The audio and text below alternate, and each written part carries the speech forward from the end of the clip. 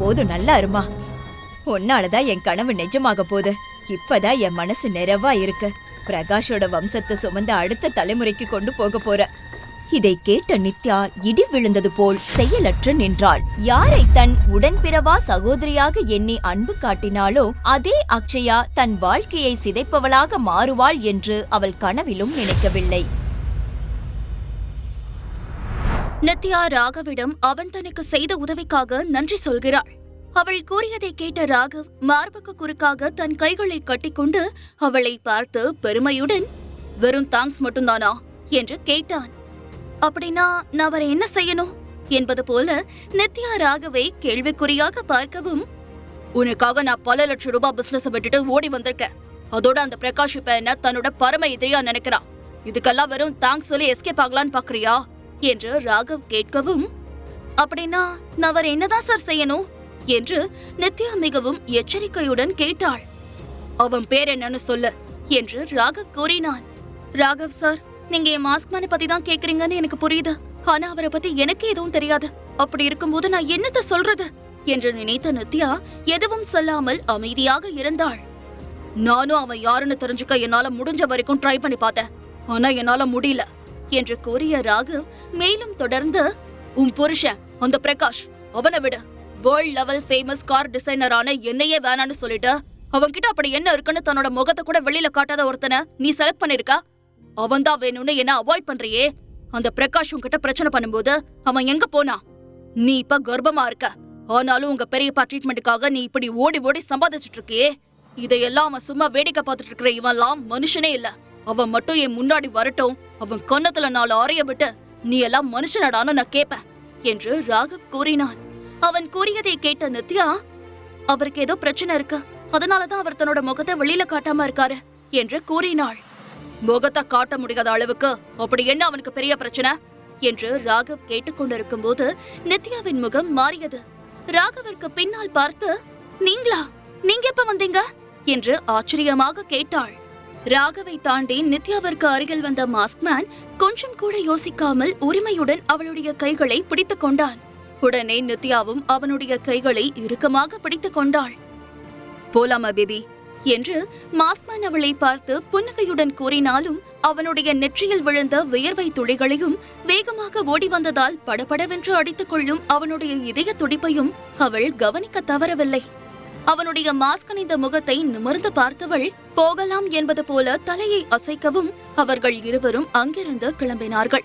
உடனே ராகவ், நில்லுங்க என்று உரத்த குரலில் கூறியவன் அவர்களுக்கு முன்னால் சென்று, நீதான் நித்யாவோட லவ்வரா என்று கேட்டான். ஆமா, நான் தான் என்று ராகவின் கண்களை உற்று பார்த்து கொண்டே மாஸ்க்மேன் கூறவும், ரொம்ப நல்லா இருக்கு என்று கேலியாக சிரித்த ராகவ், இது வரைக்கும் உன்ன மாதிரி ஒரு மனுஷனை என் லைஃப்ல நான் பார்த்ததே இல்ல. இந்த பொண்ணோட லவர்னு சொல்றியே, உன்னோட கடமையை இதுவரைக்கும் நீ ஒழுங்கா செஞ்சிருக்கியா? அவ புருஷன் அவ பின்னாடி துரத்தி துரத்தி டார்ச்சர் பண்றத பாத்துக்கிட்டு இவ்வளவு நாளா சும்மா வேடிக்கை பார்த்துட்டு இருந்தியா என்று கேட்டான். நீங்களும் தான் நித்யாவை லவ் பண்ற மாதிரி தெரியுது என்று மாஸ்க்மேன் ராகவன் கண்களை பார்த்து கேட்கவும் இதை கேட்ட ராகவிற்கு கோபம் வந்துவிட்டது. ஆமா, எனக்கு நித்யாவை ரொம்ப பிடிக்கும். நான் ஒண்ணு இல்லன்னு சொல்லலையே. உன்னால நித்யாவை பத்திரமா பாத்துக்க முடியலனா ஏன் அவ கூட இருக்க? பேசாம விலகி போயிட வேண்டியதானே என்று கூறினான். ஓ, அப்படின்னா என்னை விட நீங்க அவளை பத்திரமா பாத்துப்பீங்களோ என்று மாஸ்க்மேன் கிண்டலாக கேட்கவும், உன்ன மாதிரி முகத்தை மூடிக்காம கண்டிப்பா வெளிப்படையா என்னால பத்திரமா பாத்துக்க முடியும் என்று ராகவ் உறுதியான குரலில் கூறினான். இதை கேட்ட மாஸ்க்மேனும் கோபப்படவில்லை. அவன் நிதானமான குரலில், நித்யாவை பத்தி உங்களுக்கு என்ன தெரியும் என்று கேட்டான். அவ புத்திசாலி பொண்ணு, கூடிய சீக்கிரமே உன்னை விட நானே பெஸ்ட்னு அவ சொல்லுவா என்று ராகவ் கூறினான். அது எப்படி அவ்வளவு கான்பிடென்டா சொல்றீங்க மிஸ்டர் ராகவ்? நீங்க எழவு காத்த கிளி மாதிரி லைஃப் லாங் வெயிட் பண்ணாலும் நித்யா அந்த மாதிரி ஒரு வார்த்தைய சொல்லவே மாட்டா. ஏன்னா நித்யா பிரைமரி ஸ்கூல் படிக்கும் போதுல இருந்தே அவளை பத்தி எனக்கு நல்லா தெரியும் என்று மாஸ்க்மேன் கூறினான். இதை கேட்ட நித்யா திடுக்கிட்டு அவனை பார்த்தாள். ராகவுக்கும் இது அதிர்ச்சியாக இருந்தது. நம்ப முடியாமல், சான்ஸே இல்ல என்று கூறவும், நீங்க நம்பிதான் ஆகணும். நித்யா சின்ன பிள்ளையா இருக்கும் போதுல இருந்து எனக்கு அவளை நல்லா தெரியும் என்று கூறிய மாஸ்க்மேன் அதன் பிறகு நித்யாவை அழைத்துக் கொண்டு அங்கிருந்து கிளம்பினான். அவன் கூறியதை கேட்டவுடன் ஏற்பட்ட அதிர்ச்சியிலிருந்து நித்யா இன்னும் வெளியில் வரவில்லை. நீண்ட நேரம் கழித்து, நீங்க என்னோட கிளாஸ்மேட்டா என்று நித்யா கேட்கவும், இல்ல பேபி என்று மாஸ்க்மேன் கூறினான். அப்படின்னா நீங்க எனக்கு டீச்சரா என்று நித்யா சந்தேகமாக கேட்டாள். கண்டிப்பா இல்ல, எனக்கு தான் உன்னை தெரியும்னு சொன்னனே, தவிர என்ன உனக்கு தெரியும்னு சொல்லவே இல்லையே என்று அவன் கூறினான். ஏன் எனக்கு தெரியல என்று நித்யா குழப்பத்துடன் கேட்கவும், ஏன்னா நீ நினைக்கிற மாதிரி நான் இல்ல, உன் பக்கத்துல நிக்க கூட எனக்கு தகுதி இல்ல, நான் என் முகத்தை உன்கிட்ட காட்டுனா நீ பயந்து போயிடுவ என்று மாஸ்க்மேன் விரக்தியுடன் கூறினான். இவர் என்ன சொல்றாரு? ரோஹித்தோட முகம் அப்படி ஒண்ணு பார்க்க கொடூரமாலாம் இருக்காதே, அவர் அழகாதானே இருப்பாரு என்று நினைத்தவள், அப்படின்னா நீங்க மிஸ்டர் ரோஹித் இல்லையா என்று நித்யா தயங்கிக் கொண்டே கேட்கவும், இல்ல நித்யா, நான் ரோஹித் கிடையாது. நான் ஆரம்பத்துல இருந்தே இததான் உன்கிட்ட சொல்லிட்டு இருக்கேன். நீ நம்பர் பிளேட்டை வச்சு அந்த காரோட ஓனர் யாருன்னு கண்டுபிடிச்சப்பவே நான் உன்கிட்ட ரோஹித் கிடையாதுன்னு சொன்னேன். ஆனா நீதான் நம்பல என்று மாஸ்க்மேன் கூறினான். அவன் கூறியதை நித்யாவால் இன்னும் நம்ப முடியவில்லை. அவள் அதை பற்றியே தீவிரமாக யோசித்துக் கொண்டிருந்தாள். அவள் முகத்தை பார்த்த மாஸ்க்மேன், நாம ரூமுக்கு போன உடனே இத பத்தி டீடைல்டா பேசலாம் என்று கூறினான். அடுத்த அரை மணி நேரத்தில் அவர்கள் ஹோட்டல் அறைக்கு வந்து விட்டார்கள். நித்யாவை கைத்தாங்கலாக அழைத்து கொண்டு வந்து பெட்டில் உட்கார வைத்த மாஸ்க்மேன் அவளுக்கு அருகில் வந்து, பேபி கேர்ள் என்று அழைத்தான். மெதுவாக தலையை நிமிர்த்தி முகமுடி அணிந்த அவனுடைய முகத்தை பார்த்த அவள், நீங்க யாரு என்று நடுங்கும் குரலில் கேட்டாள். சாரி பேபி, என்னால இப்ப சொல்ல முடியாது என்று மாஸ்க்மேன் கூறினான். அவன் இந்த பதிலை தான் சொல்லுவான் என்று நித்யாவிற்கு தெரியும். ஆனால் முன்பை விட இப்போது அவளுக்கு மிகவும் ஏமாற்றமாக இருந்தது. அவள் அப்படியே தன் கண்களை மூடி ஒரு ஆழ்ந்த மூச்சை எடுத்துக்கொண்டு, எனக்கு ரொம்ப பயமா இருக்கு என்று கூறினாள். ஏன் பேபி, உனக்கு என் மேல நம்பிக்கை இல்லையா என்று மாஸ்க்மேன் கேட்கவும், யாரோ ஒருத்தர் என்ன வாழ்நாள் முழுக்க வாட்ச் பண்ணிட்டே இருந்திருக்காரு, ஆனா அது எதுவும் தெரியாம நான் இருந்திருக்கேன்ல என்று அவள் மிகவும் விரக்தியுடன் கூறவும், அவளை நெருங்கி வந்து அவளுடைய கைகளை எடுத்து தன்னுடைய உள்ளங்கைக்குள் வைத்து மூடிக்கொண்டவன், நீ எதுக்கும் பயப்படாத பேபி, உன் மனசு காயப்படுற மாதிரி நடந்துக்கணும்னு நான் நினைச்சதே இல்ல. என் வாழ்நாள் முழுக்க தூரத்துல இருந்தே உன்னை பத்திரமா பாத்துக்கணும்னு தான் நினைச்சேன். அந்த அயோக்கியன் பிரகாஷ் உன்னை சந்தோஷமா வச்சிருந்தா நான் உன்னோட லைஃப்லயே வந்திருக்க மாட்டேன் என்று அவன் கூறினான். நித்யாவிற்கு இப்போது என்ன சொல்வது என்றே தெரியவில்லை. அவள் மனம் கலங்கிய குட்டை போல மிகவும் குழப்பமாக இருந்தது. சிறிது நேரம் அந்த அறையில் கனத்த மௌனம் நிலவியது. அந்த மௌனத்தை கலைப்பது போல நித்யாவின் மொபைல் ரிங் ஆனது. உடனே அவள் தன்னுடைய ஹேண்ட்பேக்கில் இருந்து போனை எடுத்து பார்த்தாள். அதில் ராகவின் பெயர் இருந்தது. என்ன மாதிரியே இப்ப ராகவும் பயங்கர ஷாக்ல இருப்பாரு. நான் பத்திரமா வந்து சேர்ந்துட்டேனான்னு தெரிஞ்சுக்கதான் கால் பண்றாருன்னு நினைக்கிறேன் என்று நினைத்த நித்யா போனை அட்டன் செய்ய போனாள். திடீர் என்று அவளுடைய கையை பிடித்து தடுத்த மாஸ்க்மேன், யார் கால் பண்றாங்க என்று கேட்டான். ராகவ் தான் என்று நித்யா சொல்லவும், நீ கால் அட்டன் பண்ணாத என்று அவன் எதிர்ப்பு தெரிவித்தான். இப்போ அவர் என்னோட பாஸ் என்று கூறிய நித்யா அவனுடைய கையை தட்டிவிட்டு போனை அட்டன் செய்ய போனாள். ஆனால் மாஸ்க்மேன் நித்யா போனை அட்டன் செய்ய விடவில்லை. அவளுடைய கையில் இருந்து அதை வலுக்கட்டாயமாக பிடுங்கி எண்ட் கால் பட்டனை அழுத்திவிட்டு அதை தூக்கி பெட்டில் போட்டவன், நான் உன் பக்கத்துல இருக்கும்போது நீ வேற ஒருத்தர்கிட்ட பேசுறது எனக்கு பிடிக்கல, லிட்ரலா சொல்லணும்னா எனக்கு பொறாமையா இருக்க என்று கூறினான். அவன் கூறியதை கேட்டவுடன் நித்யாவிற்கு அவமானமாக இருந்தது. அத்துடன் தன்னை பற்றி அனைத்தையும் தெரிந்து வைத்திருக்கும் அவனை பற்றி தனக்கு எதுவுமே தெரியவில்லையே என்ற கோபமும் இயலாமையும் சேர்ந்து கொள்ள நீண்ட நாட்களாக குமரிக் கொண்டிருந்த எரிமலை வெடித்து சிதறுவது போல அவள் வெடித்து விட்டாள். நீங்க பண்றது உங்களுக்கே நியாயமா இருக்கா? நீங்க யாரு? உங்க பேர் என்ன? நீங்க எப்படி இருப்பீங்க?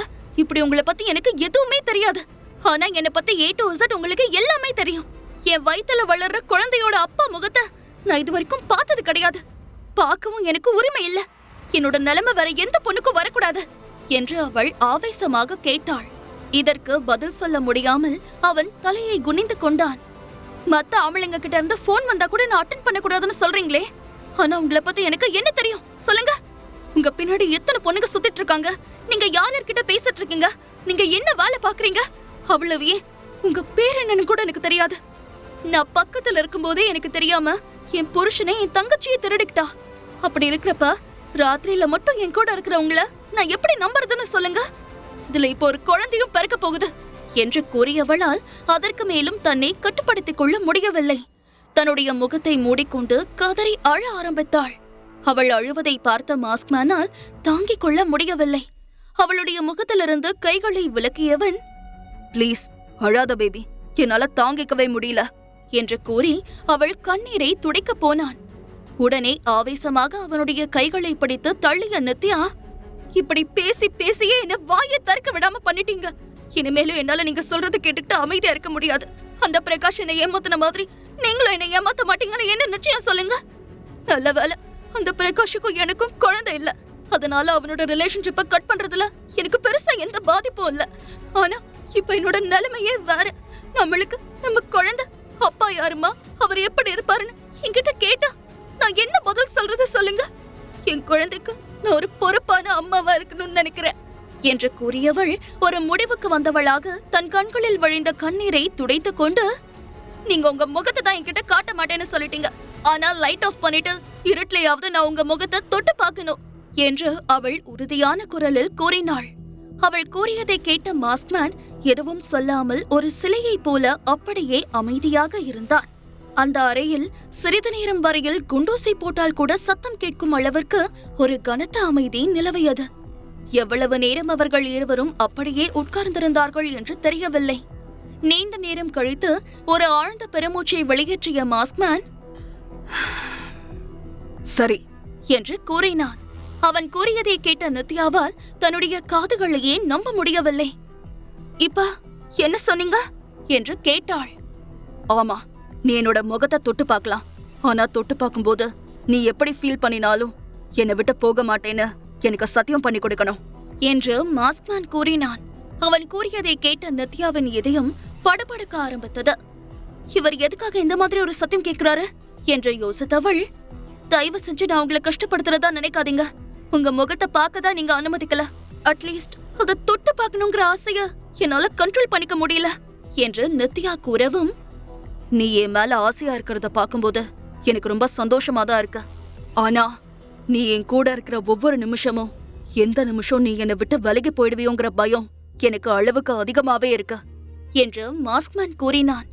"எனக்கும் அதே பயம்தான் இருக்கு" என்று நித்யா கூறவும் எழுந்து சென்று லைட்டை ஆஃப் செய்தவன் அவளுக்கு அருகில் நெருங்கி வந்து தன் முகத்தில் அணிந்திருந்த மாஸ்கை கழட்டினான். அந்த ரூம் இருட்டாக இருந்தது. அதில் அவன் முகம் சுத்தமாக நித்யாவிற்கு தெரியவில்லை. தன்னுடைய கையை உயர்த்திய நித்யா மெதுவாக அவனுடைய நெற்றியை தொட்டு பார்த்தாள். அது அங்கே இருந்து கொஞ்சம் கீழே இறங்கி கண்கள், அதற்கடுத்து மூக்கு, வாய், உதடுகள் என்று வந்தவள் இறுதியாக கன்னத்தில் கையை வைத்தாள். அவனுடைய முகத்தில் வலது பக்கத்தில் கண்ணுக்கு அடியில் ஆரம்பித்து ஒரு பக்கம் முழுவதும் மேடு பள்ளமாக வடுக்கள் இருப்பதை அவள் உணர்ந்தாள். அது கிட்டத்தட்ட ஒரு குழந்தையின் உள்ளங்கை அளவுக்கு இருந்தது. மாஸ்க்மேனின் முகத்தில் இருந்த அந்த கரடுமுரடான வடுக்களின் மேல் தன்னுடைய மென்மையான விரல்களால் வருடைய நித்யாவின் இதயம் வலித்தது. அவன் எதற்காக தன்னுடைய முகத்தை காட்ட மறுக்கிறான் என்பதை அவள் இப்பொழுது முழுமையாக புரிந்து கொண்டாள். இது இது எப்படி என்று சொல்லும் போதே நித்யாவின் குரல் நடுங்கியது. முழு கதையையும் கேட்டு மகிழ பாக்கெட் FM ஆப்பை டவுன்லோட் செய்யுங்கள். லிங்க் டிஸ்கிரிப்ஷனில் கொடுக்கப்பட்டுள்ளது.